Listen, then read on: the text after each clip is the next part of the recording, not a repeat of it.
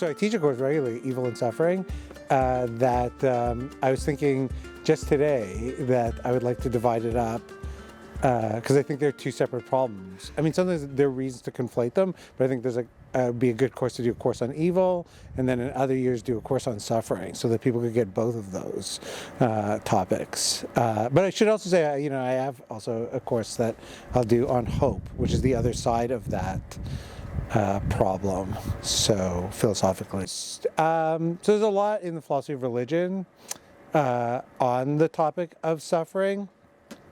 And some of it runs into psychology of religion. So we all have different kinds of suffering, and then there are questions of solving that. There's also, it's interesting for philosophers, one of the basic features of the problem.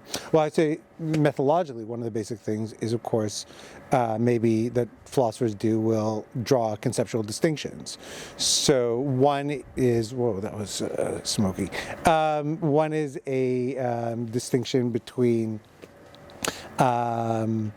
what you would call useless suffering. So suffering versus useless suffering or useful suffering. And there are lots of things that we think of as awful as we go through them, but some of them we can realize as we're going through them already that we're willing to go through them because we see the payoff at the end. So there's things that we suffer from, and this can be all kinds of mundane things to think about. Sort of interesting. I know that that you like to exercise and do different things, but for some people that would be presumably something like when they're made to do it, it feels like suffering. And it's actually interesting to think about what distinguishes someone for whom that's an experience of suffering and someone for whom it's not only not an experience of suffering as you go through it, but something that is in itself becomes intrinsically pleasurable is interesting. But then you can imagine going further and then saying, like, okay, so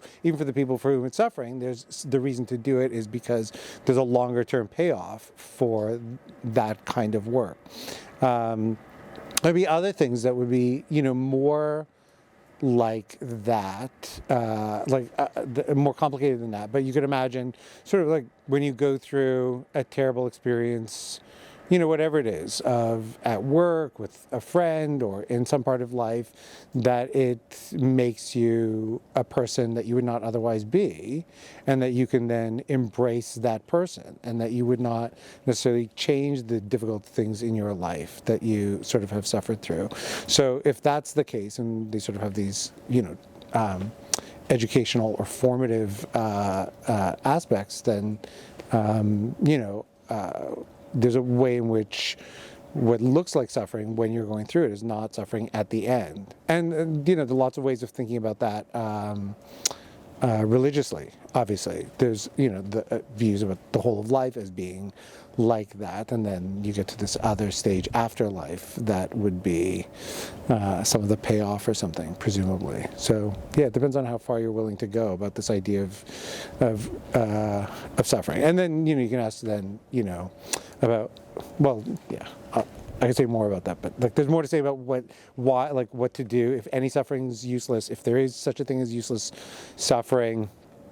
How to make sense of a world in which it exists, and how do we respond to that? And so, so there'd be lots of questions to ask, I think. Yeah, so useless, so it's like conceptually easily, cases become tricky, and you can also imagine there are different views about whether anything is intrinsically suffering or it's just a matter of perspective.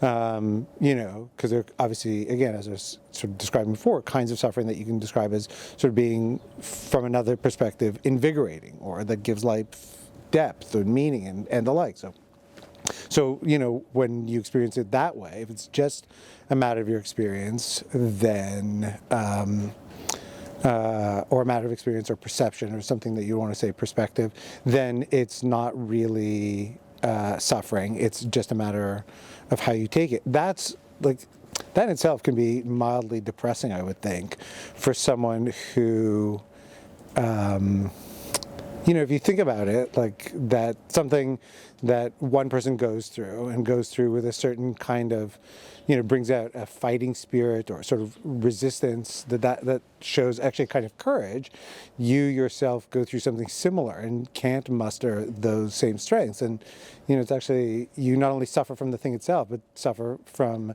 your own inadequacies can be quite disheartening, especially if you have the idea that it's all just a matter of perspective, that there's nothing real about it, but you just can't develop the perspective on your own life that would allow you to take a step forward. So now you're, as it were, suffering doubly in this. But so useless suffering, to get back to that, would be, some type of suffering for which there's no, there seems to be no redeeming aspect, and so there's an interesting thing about, so there's a question about whether, so as I was saying before, whether it's just a matter of perspective or it's just, or there is something that you could say really is so. This runs into all the stuff that sometimes becomes problems of evil and why God allows such things to happen. And then so you end up with the need. So depending on your attitude towards these things, then you can end up with like sort of theodicies of justifications of God's existence or God's goodness and how that's supposed to work, and whether these, would seem to be utterly pointless cruelties of the universe, like, why, infant mortalities and these kinds of things, or wars, famines, why would God allow those things to happen if God could actually not allow them to happen, kind of question. So, yeah.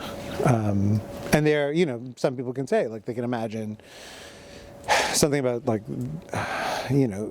giving life meaning or depth, or the sense of having to really work to make things better, and growing our sense of responsibility. You can imagine different kinds of answers about what we're supposed to experience, or not to invest too much in the things of this world, because really this world is just a sort of vestibule to a wider world or something. So you can imagine different kinds of answers that people can get to.